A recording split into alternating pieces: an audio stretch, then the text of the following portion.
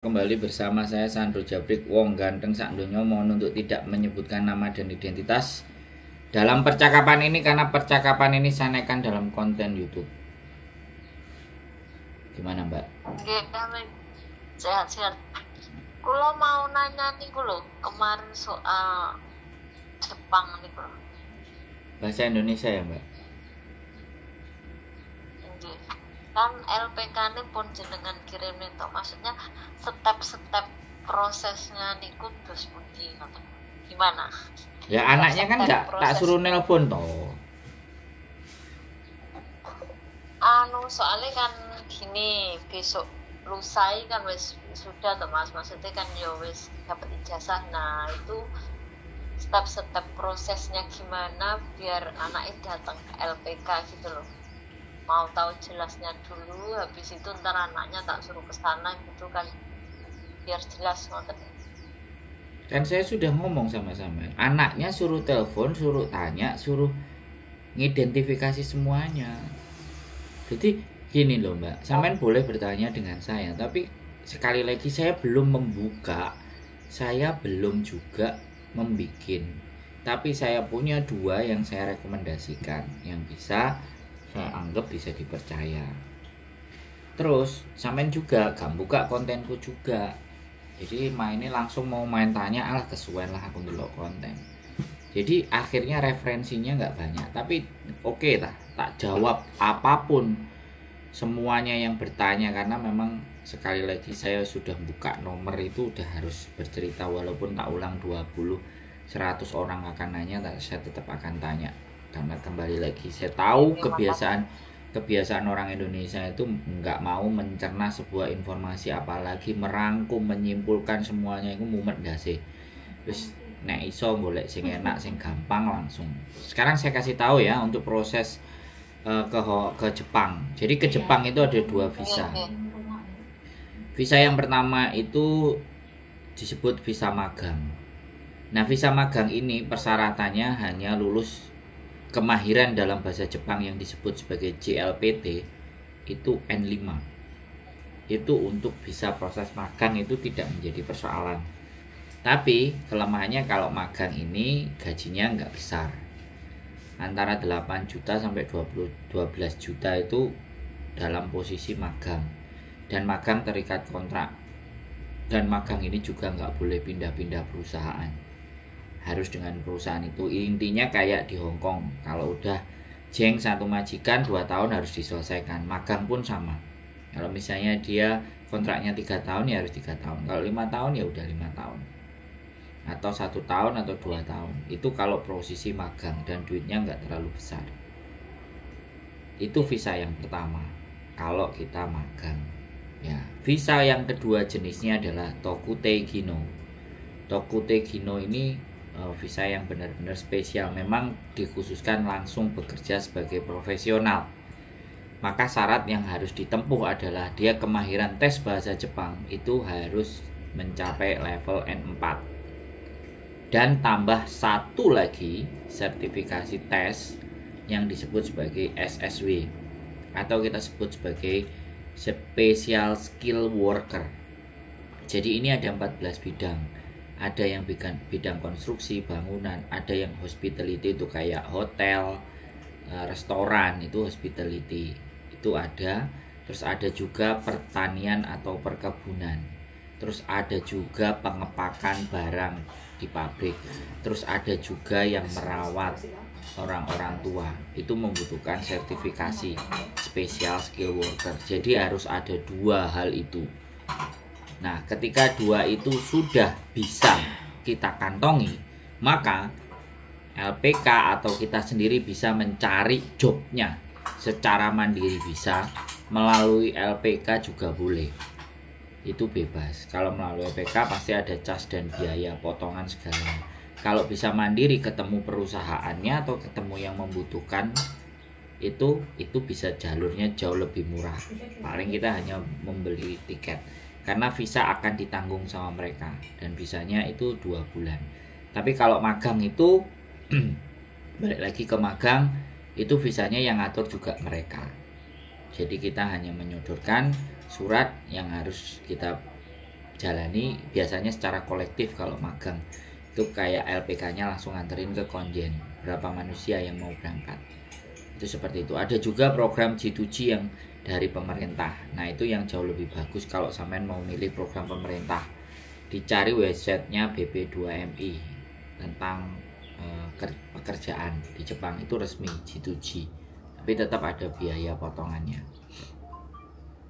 Dan untuk tes yang saya tadi bilang kemahiran bahasa Jepang itu dalam 1 tahun hanya cuman ada 2 kali. Kalau 1 kali kita gak tembus, berarti kita harus nyoba di tahun depan. Makanya kenapa proses di Jepang itu lama, karena lulus tes itu tadi. Kalau yang pertama nggak lulus, ya yang kedua nggak lulus, nah itu yang menjadi berat. Akhirnya 1 tahun lebih. Makanya kenapa saya suruh teman-teman yang SMA itu untuk supaya dia lah masih fresh. Halo, sinyalnya sampean cendat-cendat ya. Halo, halo, sampean dengar saya ngomong nggak? Nanti saya ngomong panjang lebar, sampean nggak dengar? Dengar jelas kok. Dengar. Nah, jadi makanya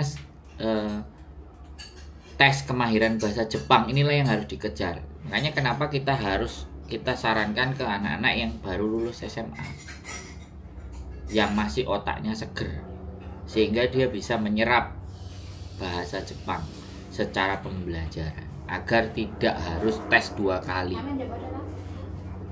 Begitu ceritanya. Wes, ada lagi yang mau sampai tanyakan? Soalnya kan sebenarnya nggih kula ngikuti jenengan terus. Masalah kan kemarin itu kan pernah denger sing iki lho Mas, jadi kan apa yang LPK-nya di Jepang itu sampai kan pernah ada itu. Aku ya denger sing itu. Sing belajar dulu bahasa, kalau udah mahir langsung pakai apa Mas, visa studi langsung LPK Jepang itu loh. Ya. Aku denger itu. Ya kalau sampean mau yang ke sana itu syarat untuk bisa belajar di sana juga harus ada N4, tapi biayanya yang gede. Kurang lebih di 120 juta. Itu langsung kalau sampean meminta sekolahnya di Jepang. Kalau sampean minta kursus kalau sampean minta kursusnya langsung di Jepang. Lah, anaknya ini mumpuni enggak? Gitu loh.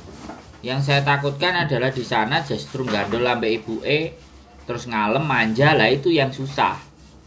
Sampean wis ngetokno duit. Kalau anakku tak ini Mas, tak apa ya? Enggak tak manja gitu loh.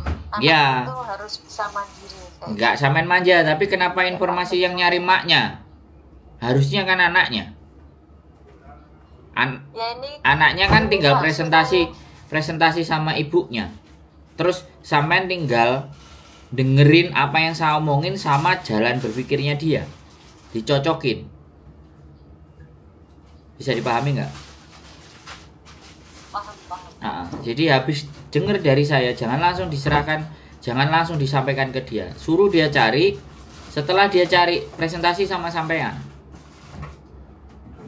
Jadi sampean cross check anak ini sampai sejauh mana mencari infonya, dan sampai seberapa dia bekerja keras untuk mencari informasi yang akurat. Kan kita udah mancing ngasih Ini 2 gitu loh. Bisa dipahami nggak? Dia udah cari info, ya bisa Mas. Terus? Itu yang sekitar ya, yang deket-deket, maksudnya sekabupaten gitu. Katanya itu masuk LPK itu bayar 7 juta. Kayak gitu, masuk LPK bayar 7 juta. Terus itu sekolah di situ sampai apa ya? Jadi pokoknya sekolah bahasa.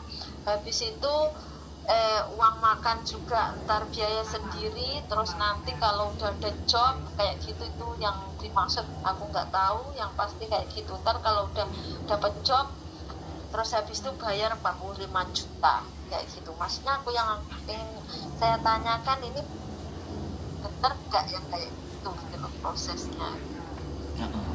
Kalau sampean tanya ke saya, apakah itu benar prosesnya? Saya tidak menganut sistem LPK itu. Saya jalan sendiri. Ya kan? Saya menggunakan daya nalar saya sendiri. Saya tidak mengikuti LPK-LPK-nya anak-anak itu. Bahkan siapapun walaupun sudah sampai berangkat pun saya tidak menggunakan sistemnya mereka. Nah, kalau Terus sampean ditanya, nah rekomendasinya mana? Ya 2 itu. Yang tak kasih ke sampean itu yang saya rekomendasikan.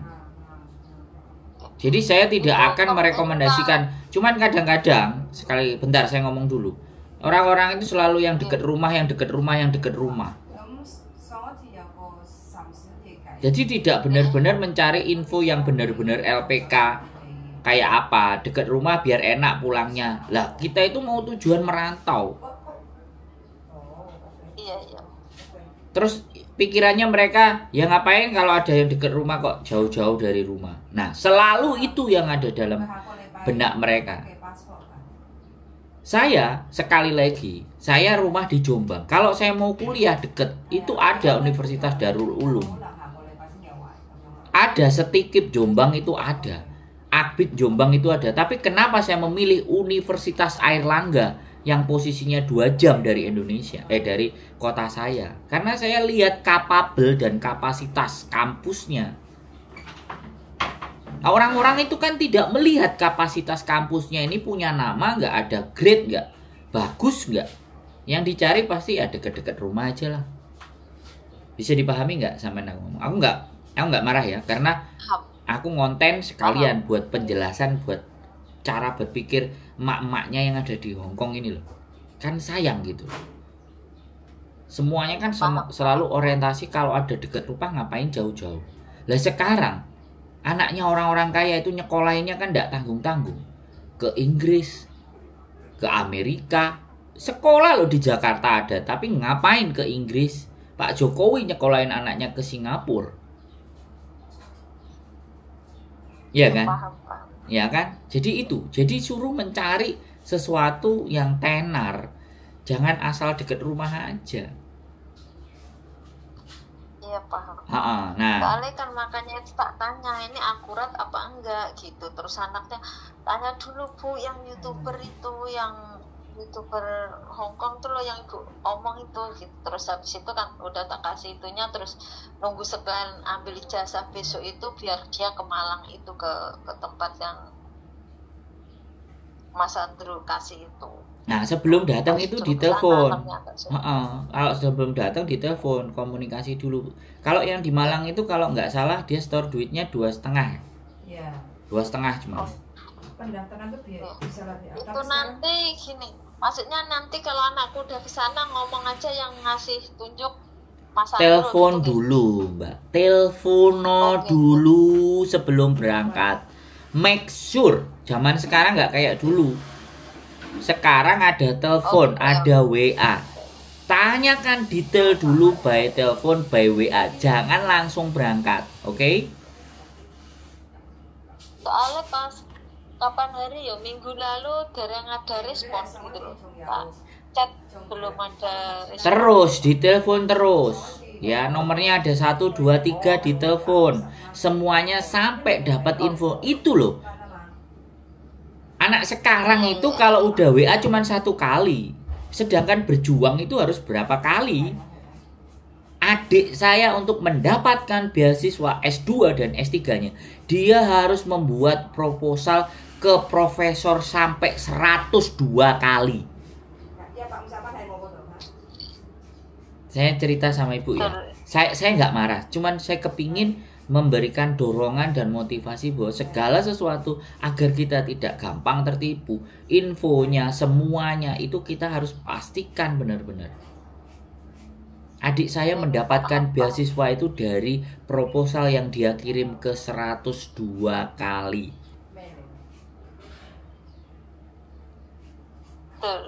Kentucky Fried Chicken baru diterima ayam gorengnya itu ke restoran yang 1.000 2 kali. Thomas Alva Edison menemukan sebuah lampu itu melakukan percobaan di atas 1.000 kali. Nah, jangan sekali aja dia. Termasuk WA sama saya dan telepon saya. Gitu loh, Mbak. Bisa dipahami? Iya, soalnya kemarin-kemarin mau itu kan mau datang ke Mas Andro itu kan Junong sibuk terus soalnya nih bosnya mau ganti CC ini loh, jadinya aku suruh nyariin lah ini itu, terus mau kesana nggak boleh libur. Karena minggu besok ini insya Allah Gitu loh Mbak. Jadi sama temen mau untuk meng-create, sekali lagi untuk meng-create masa depan mereka itu kita nggak boleh asal, harus benar-benar menginformasikan. Jadi mau tidak mau maknya juga ikut sekolah, ikut mencari informasi, karena generasi Z itu generasi yang manja, semuanya tinggal disuapin. Kan dia sendiri, terus habis itu kan emang apa ya, anaknya itu ya alhamdulillah nggak selama ini ya nggak neko-neko ini, tapi kan udah nggak sekolah ini, terus ke omnya ke tantenya daripada kayak gitu ya udah selesai langsung aja lah kamu nanti itu belajar bahasa aja gitu, belajar di sana aja di LPK aja kalau gitu, daripada kamu nggak jelas tanah sini kayak gitu.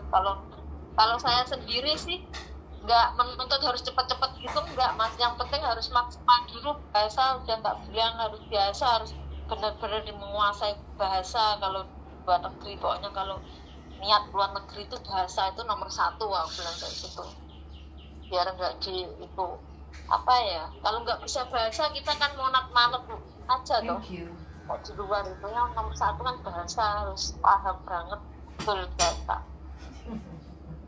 Tak bilang kayak gitu. Jadi ya aku sendiri nggak harus apa ya, nggak harus kalau cepat-cepat berangkat ini kayak gitu, enggak gitu. Ya pokoknya harus bahasanya harus benar-benar gitu. LPK-nya aku biar benar-benar fokus gitu, jadi nggak tak suruh ini itu, yang penting pokoknya belajar yang benar gitu. Saya itu malah tekan harus. Kadang-kadang ada yang bilang wis melok ibu nang Hongkong terus jadi TKW, aku langsung terenyuh. Come on guys, ayolah. Jangan dibunuh. Mereka yang masih bisa mendapatkan bisa dapat sesuatu yang jauh lebih baik dari kita, kenapa nggak kita usahakan? Kenapa harus cari ambil gampangnya aja, ben gak kakean mikir. Wah. Jadi makanya saya eman lulus SMA 21, 22 terus melok nang Hongkong itu. Tapi ya wes itu pilihan, piye meneh. Ya nek ada yang mau nonton konten saya ya ayo. Terus jangan sesuatu itu juga apa, cari infomu itu harus berlapis. Saya aja mau terbang ke Hongkong itu saya harus 6 bulan ngeriset. Ngeriset itu artinya harus mencari informasi sedetail-detailnya selama 6 bulan. Baru saya putuskan untuk terbang. Jadi informasi itu nggak cuma satu sumber. Nah, kalau dia udah bisa bahasa dan udah bisa ngomong, malah tambah samen itu beliin tiket dia Air Asia ke Jepang sendiri untuk ngelihat, dan dia bisa googling di internet tawaran job, tapi pakai googlingnya bahasa Jepang, yang keluar nanti bahasa Jepang, dan dia harus email. Orang Jepang itu membuka email itu nggak selalu, makanya email itu sekali satu perusahaan, 2, 3, 4 atau 5 perusahaan kita ngirimnya minimal jangan cuma 1 kali, minimal 10 sampai 15 kali kita kirimkan CV kita, email kita agar mendapatkan perhatian dari mereka. Bisa dipahami saya ngomong? Bisa. Ya. Jadi kalau memang ke Jepang itu, kalau kita mau mengirim CV kita, hasil ujian tes kita, sertifikasi kita, kemudian apa kemampuan kita, itu dikirimnya ke satu perusahaan itu 10 sampai 15 kali, jangan cuma sekali. Saya selalu menyampaikan ke adik saya kemarin yang terakhir, sebelum dia ikut ujian UMPTN, zaman dulu itu kan UMPTN, terakhir kemarin SMPTN atau nggak tahu apa namanya yang terakhir. Saya sejak kelas 1 selalu bilang, kamu harus cari dari sekarang kampus yang mempunyai kredibilitas dan sesuai dengan apa yang kamu mau. Dan kamu jangan ikut tes cuman 1 kali. Akhirnya ya adikku dia mendaftar 12 tes, sudah dijalani 6 kali tes, ternyata 3 tempat yang menerima dia. Nah itu loh, itu yang ingin juga saya sampaikan sama sampean. Jadi jangan sampai merasa sudahlah nggak ada pilihan. Nah itu artinya males, tidak mau menggali info. Oh sing cedek omah ae ben gak ngetokno biaya akeh. Ya, logikanya iya. Tapi apakah yang deket rumah itu kapabel? Kalau soal yang deket rumahnya aku malah kurang setuju. Soalnya nanti nggak ada ya pengalaman yang itu.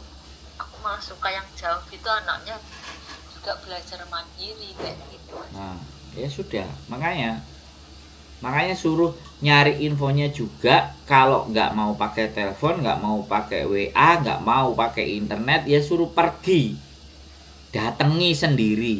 Tapi pastikan dulu ada, misalnya infonya ada di Bandung.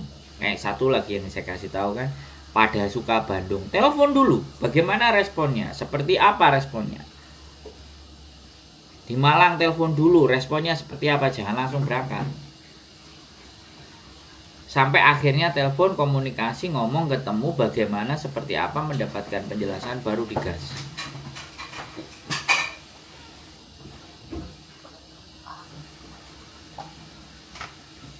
Ya Bu, ibunya juga harus belajar. Ibunya harus sering nonton konten, bagaimana bekerja di Jepang. Bagaimana ya Allah, kalau konten HP ku dua-duanya ini tiap hari konten jenengan kali Mbak Yu. Nah sekarang diganti juga, kan mau fokus ke Jepang. Sekarang cari Tokute Gino di Jepang. Bagaimana keluh kesah kehidupan anak magang di Jepang, itu harus sampean cari. Untuk bisa memberikan gambaran ke anaknya bahwa dunia di luar sana tidak lebih baik. Bau-bau Jepang gitu, kalau ketemu yang konten-konten bau-bau Jepang itu tak share ke anak gitu, tak suruh edukasi. Nah habis di share, kemudian ditunggu telepon. Apa responnya dia, apa yang dia pelajari, apa yang dia dapatkan. Jadi di follow up itu namanya. Kalau kita follow up kan kita jadi tahu jalan dan cara berpikirnya dia. Kalau kita tahu jalan dan cara berpikirnya dia, ngarahinnya kan jauh lebih mudah. Yang tidak terjadi di orang tua hari ini itu kan cara dan jalan berpikirnya anaknya ini tidak mereka kuasai, tidak mereka pahami. Kadang anak itu ngomong tapi ibu bapaknya malah nggak ngerti. Apa sing diomongno wis golek dhewe. Lah ini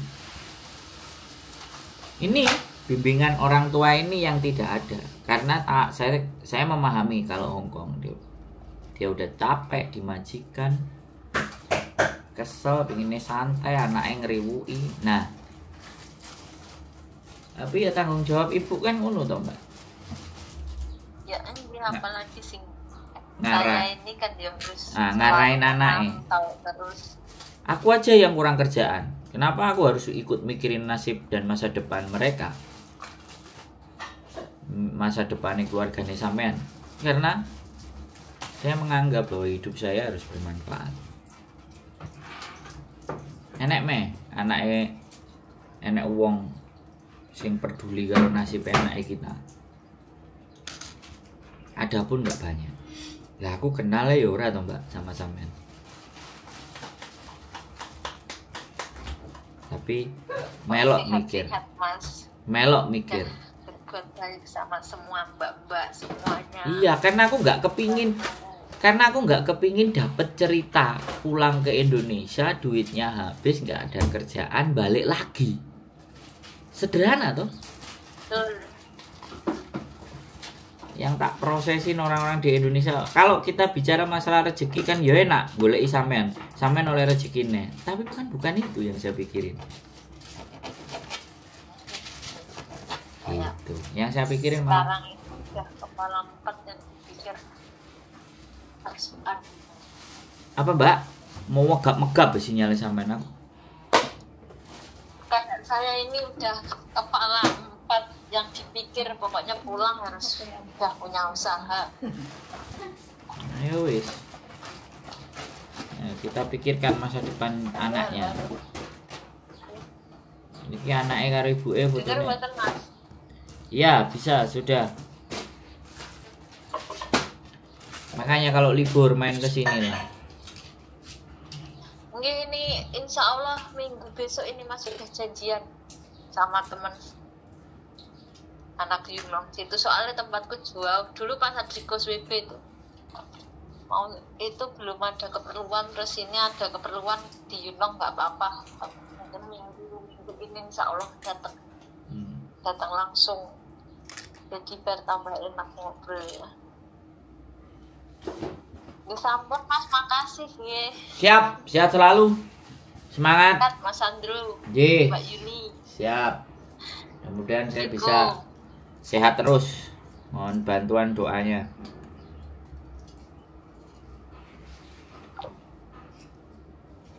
Oke, buat teman-teman semuanya yang mau sekolah anaknya, yang mau ibunya mencari informasi, udahlah kita kasih aja informasinya.